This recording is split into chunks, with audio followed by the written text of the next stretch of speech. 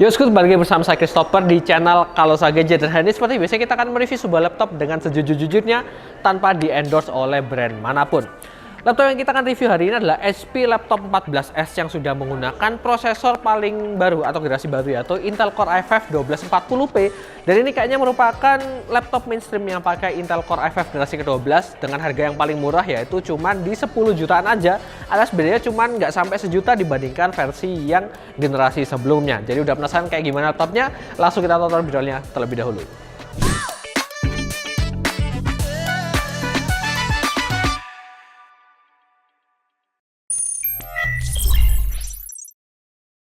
Ini adalah HP Laptop 14S DQ5000TU menggunakan Intel Core i5 1240p, jadi udah generasi yang paling baru. Dengan Windows 11 dan juga Office Home Student 2021 sudah terbundling di dalamnya. Dan untuk harganya di Rp10.599.000 dibekali garansi selama 2 tahun. Untuk seri HP Laptop 14S di generasi terbaru ini tidak ada perubahan desain. Masih menggunakan logo HP yang tradisional di bagian punggung layar dan juga bagian bezel bawah layar. Warnanya silver dengan finishing sandblasted di bagian punggung layarnya dan juga brush di area palm rest. Untuk layout keyboard juga masih sama, digunakan backlit putih juga untuk keyboardnya, dan ukuran touchpadnya kali ini lebih lebar daripada spasi, tapi atas bawahnya kurang lebar padahal masih ada banyak space yang bisa dimanfaatkan untuk nambahin space dari touchpadnya ini. Ada juga fingerprint scanner di bagian bawah dari bagian arrow key. Dan dimensi laptop ini di 48,3 x 30,5 cm dengan ketebalan di 6,9 cm dan bobotnya cukup ringan yaitu di 1,46 kg aja. Jadi untuk skor desain kita bisa berikan skor 7 poin. Lanjut ke bagian layar, dia berukuran 14 inch Full HD 1920 x 1080 pixel dengan aspek rasio 16:9. Dan untuk bezelnya sendiri bagian atas dan bawah itu masih cukup tebal. Panelnya menggunakan IPS Bright View, jadi ini kurang cocok dipakai di tempat yang ada sumber cahaya yang sangat terang ataupun di outdoor karena layarnya sangat reflektif, beda sama IPS yang sudah anti glare. Untuk color gamut dia menggunakan 45% anti-AC, ya ini standar untuk laptop kelas entry level dengan tingkat kecerahannya juga di 250 nits. Refresh rate layarnya juga di 60 Hz. Jadi untuk skor display kita bisa berikan skor 7 poin. Untuk portnya masih sama seperti sebelumnya, ada USB Type-C 3.2 Gen 1 dan kalian disediakan juga card reader full size untuk pindahin data-data foto ataupun video dari device kamera kalian ke laptop ini dengan lebih mudah. Dan berikut adalah footage lengkapnya.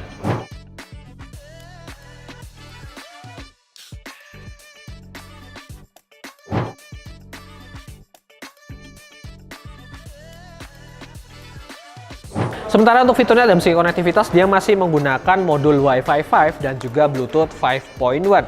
Lalu ada software My HP, di sini kalian bisa mengaktifkan ada dua fitur yaitu HP Quick Drop untuk pindahin data dengan lebih mudah dan juga ada HP Audio Controls. Dan ini tampilan webcamnya dengan 720 pixel dan 30 fps dan bisa dilihat sendiri kualitasnya sebenarnya biasa aja, masih kelihatan banyak noise-nya juga. Dan di sini kalian nggak disediakan shortcut untuk kalian bisa matikan webcam ataupun ada shutter manual di atas, sehingga kalau kalian pengen privasi lebih lagi kalian bisa tutupi webcam ini dengan stiker ataupun hal yang lainnya.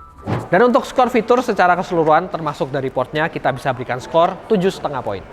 Sekarang kita akan bahas mengenai performanya mulai dari prosesor terlebih dahulu. Dia menggunakan Intel Core i5 1240p dengan 12 core yang terdiri dari 4 performance core dan 8 efficient core, serta total ada 16 thread. Dan untuk performance core dia punya base clock speed di 1,7 GHz dan boostnya di 4,4 GHz. Prosesor ini menggunakan fabrikasi 10 nanometer Intel 7 dengan L3 case di 12 MB dan TDP prosesor di 28 Watt. Dan untuk hasil pengujian sintetisnya di R15 kita dapatkan skor di 1575 CB. Untuk R20 single core-nya di 609 poin, sedangkan multi core-nya di 3368 poin. Sedangkan waktu kita lakukan looping sebanyak 10 kali, kita bisa dapatkan rata-ratanya ada di 2736 poin, dengan suhu CPU ada di 77 derajat dan maksimumnya menyentuh di 100 derajat Celcius. Itu kenapa kita nggak heran rata-ratanya bisa turun sekitar 600-an poin daripada single run di R20 multicore-nya. Selanjutnya untuk rendering 3D di Blender kita dapatkan CPU rendernya ada di 5 menit dan 38 detik. Nah, performance dari CPU tadi kita akan bandingkan juga dengan HP 14S yang menggunakan Ryzen 5 5625U yang sempat kita review di sekitar sebulan atau 2 bulan ke belakang. Karena ini basisnya sendiri, prosesornya yang berbeda, tapi untuk RAM dia masih menggunakan DDR4 juga 3200. Dan di grafik ini kita bisa lihat bahwa R15 dia unggul sekitar 17% Untuk R20 single core-nya dia masih unggul juga di 11%, sedangkan multi core-nya unggul di 12%. Dan Blender CPU-nya kita dapatkan dia lebih cepat sekitar 11 detik dibandingkan yang menggunakan Ryzen 5 5625U. Jadi bisa dibilang memang untuk Intel Core i5 1240p ini dia performanya lebih unggul sekitar 13,3% kalau kita rata-rata, karena dia sudah mempunyai jumlah core dan thread yang lebih banyak dibandingkan Ryzen 5 5625U yang tadi. Untuk RAM bawaannya dia 8GB dual channel DDR4 dengan speednya di 3200 MHz. Jadi sebenarnya masih sama seperti versi yang Ryzen 5 5625U kemarin itu. Tapi tenang aja, kalian tetap bisa upgrade semuanya karena semuanya ini terpasang di slot SODIMM. Sementara untuk storage yang menggunakan SSD NVMe PCIe berkapasitas 512GB dengan speed rate-nya di 3564 MHz/s, sedangkan thread-nya di 2913 MHz/s. Setidaknya ini ada improvement yang dipakai. SSD-nya ini lebih kencang dibandingkan versi yang Ryzen 5 5625U kemarin. Selanjutnya untuk graphic card dia menggunakan hanya integrated saja Intel Iris Xe, dan untuk hasil pengujian rendering video di Adobe Premiere, video 1 menit 4K cut to cut effect dan hanya single layer, kita dapatkan waktu yang cepat banget, yaitu hanya di 1 menit dan 44 detik. Bayangin untuk performance i5 di laptop mainstream generasi terbaru ini, dia sudah bisa rendering video 4K 1 menit di bawah 2 menit aja. Sedangkan untuk pengujian simulasi gaming di 3D Mark TimeSpy kita dapatkan skor di 1335. Untuk fast track di 3187 poin. Kedua poin ini memang bukan poin yang tinggi karena sekali lagi ini memang bukan laptop yang ditujukan untuk gaming, tapi lebih ke pekerjaan sehari-hari, mungkin untuk sekolah dan juga kuliah dan untuk kalian pekerja kantoran. Sementara untuk stress test-nya dia udah lolos dengan 97,5% dengan suhu CPU yang terpantau di 73 derajat Celcius untuk rata-rata, sedangkan GPU-nya kita sama sekali nggak bisa memantau suhunya berapa. Dan berikut ini adalah grafik perbandingan 3D Mark Fast Track laptop ini dibandingkan beberapa laptop yang sudah pernah kita uji sebelumnya. Dan untuk pengujian gaming realnya hari ini kita cuma nyoba di game-game e-sport aja, yaitu ada Dota 2, CSGO, dan juga Valorant, dan kayak gini footage-nya. Game pertama Dota 2 dengan settingan resolusi Full HD dan grafiknya kita buat di rata kiri full render, kita bisa dapatkan ini gameplaynya ada di sekitar 80-an FPS. Jadi lancar kalau kalian bisa mainin di quality yang low. Sedangkan untuk load dari GPU-nya di sekitar 64%. Suhunya nggak bisa kedetek sama sekali karena kemungkinan nggak ada sensornya. Sementara CPU-nya ada di 28% dengan suhu di 76 derajat Celcius.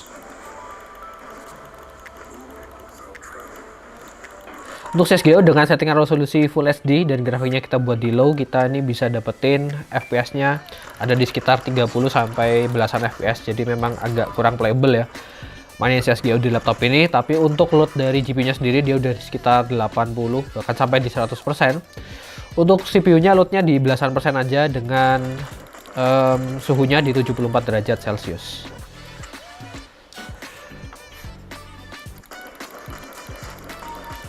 Yang terakhir untuk Valorant dengan settingan resolusi Full HD dan grafiknya ada di medium, kita bisa dapetin FPS-nya di sekitar 111-an sampai 120-an FPS. Jadi lancar banget untuk mainin game ini di settingan grafik medium. Untuk kapasitas dari GPU-nya sendiri dia kepakai sekitar 70-an%. Sementara load dari CPU-nya di 20 sampai hampir 30%. Dan suhu dari CPU-nya ada di 80-an derajat Celcius. Untuk opsi upgrade di sini kalian bisa tuker RAM bawaannya dengan kapasitas yang lebih besar, dan keduanya ini terpasang di slot SODIMM, jadi kalian bisa lebih bebas untuk upgrade RAM-nya. Sementara storage kalian cuma bisa ganti SSD bawaan dengan kapasitas yang lebih besar dan juga speed yang lebih kencang. Di bagian kiri bawah itu ada satu slot yang kelihatannya kayak bisa dimasukin untuk hard disk ataupun SSD SATA, tapi sayangnya nggak ada konektor di sana. Dan juga di bagian tengah itu ada device untuk fingerprint scanner yang bisa menghalangi, jadi kalian nggak bisa masukin storage ke sana. Dan ini adalah footage lengkapnya.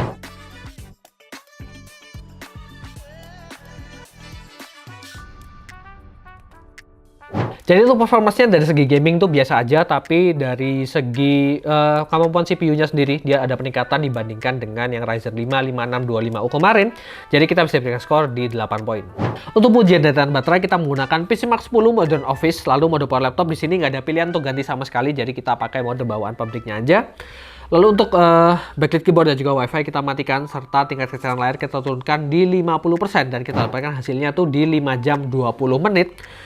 Ya kalau kita mengukur dari laptop kelas kayak gini ya, laptop mainstream untuk produktivitas sehari-hari, memang ini agak sedikit kurang. Tapi kalau kita berkaca pada hasil pengujian di laptop yang menggunakan prosesor Intel Core generasi ke-12 ini, memang masih banyak yang dapat di angka 5 jam, bahkan paling tinggi kemarin itu cuma di hampir 6 jam. Jadi untuk laptop ini sendiri kita hanya bisa berikan skor di 7 poin.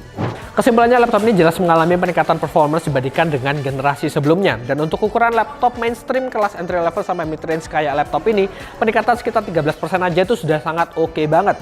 Ditambah lagi harganya juga nggak naik banyak, cuman beda sekitar 1 juta sampai 1 juta kurang bahkan dibandingkan dengan versi yang Ryzen 5 5625U yang kita pakai sebagai perbandingan. Intinya ini laptop yang cocok banget untuk kalian yang ada di bangku sekolah ataupun kuliah dan juga pekerjaan kantoran yang nggak butuh untuk load pekerjaan yang berat. Seperti misalnya untuk rendering 3D ataupun rendering video dalam waktu yang lama. Untuk pekerjaan biasa aja, misalnya editing Photoshop ringan 2 dimensi ataupun ngerjain dokumen-dokumen aja, ini udah cukup banget. Mungkin catatannya kalian bisa upgrade RAM-nya jadi dual channel di 12 GB ataupun 16 GB untuk bisa dapetin performance yang lebih lancar dan lebih oke lagi. Dan untuk total score setelah kita total dan kita bagi 5, kita dapatkan di 7,3 poin. Segitu aja review kali ini. Terima kasih buat kalian semua yang sudah menonton. Jangan lupa like dan juga subscribe untuk membantu channel kita lebih berkembang lagi. Dan kalau kalian punya pertanyaan, langsung aja tuliskan di kolom komentar di bawah. Untuk link sosial media kita tersedia di kolom deskripsi. Silahkan kalian cek karena di sana bakal ada info menarik yang kita update setiap harinya, termasuk juga promo apa saja yang sedang berlangsung di store kita ini. Sekaligus mau mengumumkan bahwa per hari ini, yaitu 1 September 2022, kita mengadakan Kaosa Shopping Surprise jilid kedua. Hadiah utamanya ada 2 motor di belakang saya ini, ada Yamaha R15 dan juga Yamaha Mio M3, serta ada puluhan hadiah menarik lainnya. Jadi kalau kalian pengen ikutan, langsung aja belanja di store kita ini. Per kelipatan Rp500.000 akan mendapatkan 1 kupon undian. Jadi semakin banyak kalian belanja, akan semakin besar kesempatan kalian untuk menang. Langsung aja datang ke store kita di Jalan Majen Pajetan nomor 6 Malang, dan cabang kita ada di Mall Elite Garden, tempatnya di area sebelah food court. Dan untuk kalian yang butuh belanja keperluan IT tapi nggak di Malang, silahkan kunjungi store e-commerce kita, ada di Tokopedia, Shopee, Blibli, dan juga JDID. Segitu aja, saya Christopher, see you on the next video. Kaosa Shopping Surprise volume kedua hadir memberikan surprise di setiap pembelian barang Anda. Dapatkan grand prize Yamaha R15 dan Mio M3. Total hadiah hingga ratusan juta rupiah loh. Shopping di Kaosa, dapat surprise, dapat hadiah.